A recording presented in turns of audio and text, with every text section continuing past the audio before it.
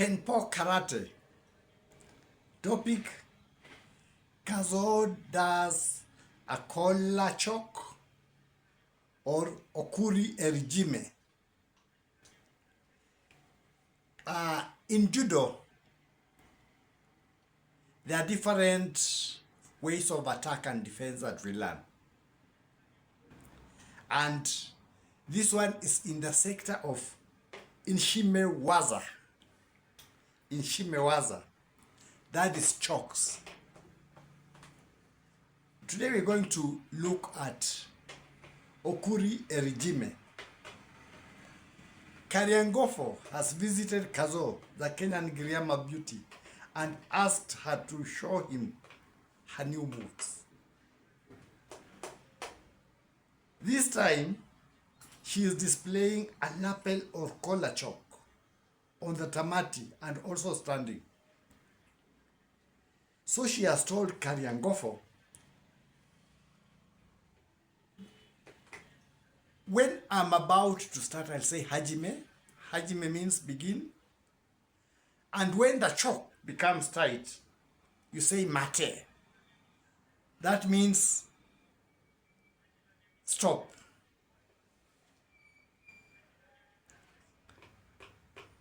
So, ni Hajime. In Kiswahili ni Haje men, Sheng. How are you men? And it is applied by first sliding the hand from the collar, and then you pull the hand from the other side and you pull, and it chokes the throat here. And during that choke, you feel like no breath is entering. Not you feel, no breath enters your respiratory system. And that's why there is always this safeguard when it's a trial or when it's in a normal judo contest, because it's a soft spot. When it is complete, you hit the floor, not the floor, the tamati. And you say, mate. Or in Kiswahili, wacha nimeze mate. Mate is saliva in Kiswahili. So, mate! Now, we are going to Okuri Jime or in Kiswahili. That's my own interpretation. Kura heri Jime. Sometimes you have to wait and stop yourself from getting the vote or be voted for. Kura heri Jime or Okuri Jime. Collar choke. And it is coming from the group of attacks that are known as Eri Jime.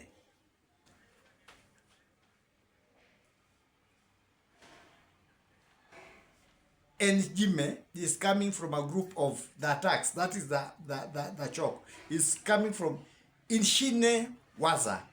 Inshime Waza. That is the group. But the choke is Okuri Jime. So Inshime Waza means inchi iwaze. May the country think about it. The main group of attacks is Inshime Waza. And the choke is Okuri Jime. Yani, Okura heri Jime. Why am I talking about this? Kadzo has just demonstrated a deadly choke. And if this choke is held on for about 3 minutes, you go unconscious. If it's extended to about 5 to 6, you are kaput, you are finished. It is a deadly judo choke that one does using the collar of your shirt. the collar of your shirt. It can be done on the tamati. It can be done standing. And why am I talking about this chalk? I'm coming to two important bodies in the country. Kenya is facing elections next year. Though we have been in the election mood from last year and the other year, there were still campaigns. The politicians can't hold. They are jumping the gun. Before the time to start the race, they are already running on the race. So, who is to take care of this situation? We've got two bodies in the country of Kenya. The Registrar of Parties and the Independent Electoral and Boundaries Commission, which is in place recently, and I've had some politicians demanding an Independent Electoral and Boundaries Commission, forgetting that they recently the parliament put in place the Independent Electoral and Boundaries Commission. But that's not the issue. Let's depart from that issue. I'm concerned as a citizen of Kenya. Some are also concerned. Maybe they have not voiced their concern. But I'm taken back to a time when the present sitting president was a returning officer for the party of the Oranges, and a politician present, long-term politician, was a returning officer of a banana party. And certain things happened within that time, and people are taking things for granted until when things backfired after the elections, and then the then commissioner of elections, chief commissioner of election, the late Kivuitu, announced the results and gave the certificate. But it left the country burning. For some time, Kenya was almost going on fire, and it took the intervention of the then United Nations Secretary General and elder statesmen from Tanzania and Her Excellency Samora Machel, who was then the First Lady of South Africa, or had been, had been coming and talking peace to the Kenyan people. We left Skype. Many were refugees in neighboring countries like Uganda. Some ended up in refugee camps. Some became maimed. Some died. And when the then commissioner was sick in hospital, it was like many Kenyans were not interested, because a person of that caliber, many people would have rushed to hospital. But it was only the close people and a few people who rushed to hospital. They blamed him for something that was out of his hands because we had voted. And that's what had happened. But people saw him or put the blame on him because there are some things that they felt he should have taken care of, and the situation would not have gone as that. It was a bitter exchange. I remember by then the then president was young, and also the politician who is there. It was a hot thing. So right now I'm asking Things are happening. The Electoral Commission is silent. Politicians from different parties are campaigning every day, waiting for the crossing line. But there are some things that have not been touched. And these things may let us be in the situation we were in if we are not careful. So, I will talk about the two bodies, the Registrar of Political Parties and the Independent Electoral and Boundaries Commission. Our politicians are on a campaign spree continuously. There are some things that have happened, and you too are the referees in this situation. We've had those who are contending to be presidential candidates, to be MPs, to be whatever you call them. Question is everything right?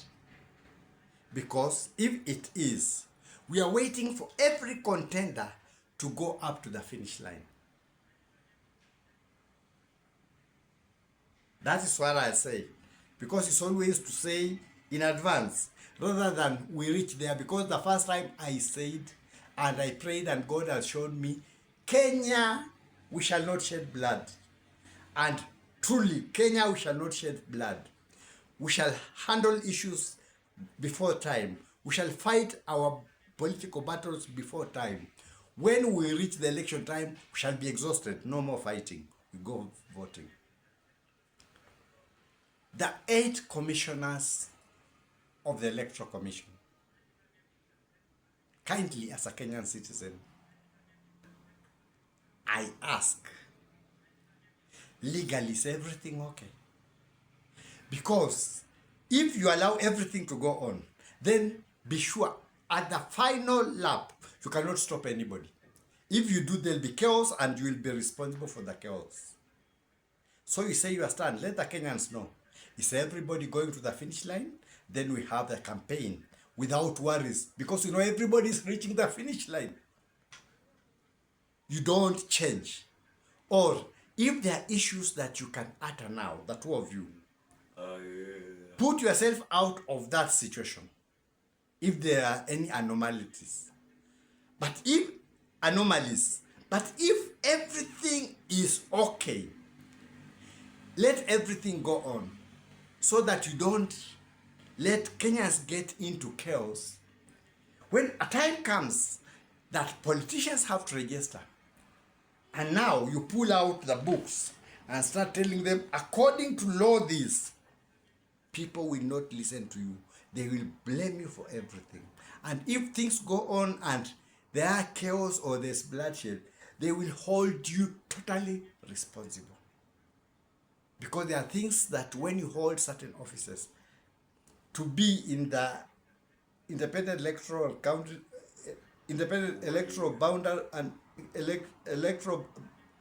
Boundaries Commission, to be the top one, you must be an accomplished lawyer, so you know the laws. Better call out the fouls before than us having something like the Maradona game. He scored with the hand, it was counted as a goal. So, if there is any hand scoring and you don't say, do not wait for the final moment to start saying, now we are calling the fouls. No, nobody will listen to you. And anything happening, you will be responsible. The politicians will easily get out of it the way they got out of it, leaving that former Electoral Commission chairman bearing the guilt that maybe could not have been his. And Kenyans feeling like he's the one who was responsible. So it's a high time you let the Kenyans know. Is everybody going to the finish line? And then we prepare like that. We know everybody is going to the finish line. Or if there are fouls to call out, please stand up and say in advance, so that in case of anything, it will not be say that you are quiet, you are an accomplice to anything. Be clear with the Kenyans, or else we shall find ourselves in Okuri Jime being choked. And all the blame, no matter what you say, no matter what you do, you will be held accountable. Because you had the time. You saw the activities. You can't say that you are not seeing the activities. Every Kenyan is seeing the activities. We are seeing things that are happening here and there, contests. But nobody is saying a thing. We are talking of the finish line. Is it the finish line, all of us? Or will you come out with the laws at that time? If there are any and you don't pull them out this time, please, don't pull them out. Let the Kenyans go on peacefully. Because anything happening, backfiring, you will be fully held liable. That is what I say as a normal Kenyan citizen with the freedom of speech we have. It is either you say you are stand, the two of you, or if there will be no other stand at that time, then be silent. I say this as a Kenyan citizen. That's my take for now.